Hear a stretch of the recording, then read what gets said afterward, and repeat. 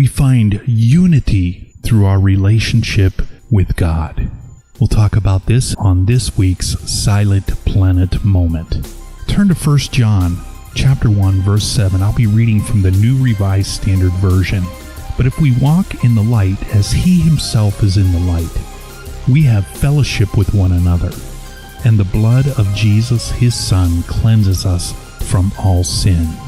If you take a moment and read all the scriptures right around that area, it talks a lot about us walking in darkness.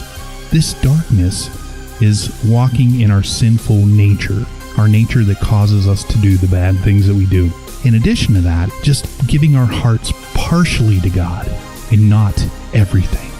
And what I mean by giving him your whole heart is deciding that I am going to have this relationship with God, and it is going to be the center of who I am and what I do.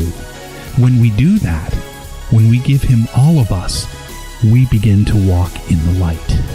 And you know what? When we walk in the light, these people around us that irritate us, that drive us crazy, we can tolerate them because we can focus on God and we can let them be who they are. And we can also let ourselves be who we are, because when we fall in the light of God, we realize that God has made us just as we are, and he accepts us just as we are. In addition to all that, it is the relationship with God that saves us. It doesn't matter how long we walk with Jesus, we still have sin in our hearts. And those of us who've been walking for many years realize the depth of that.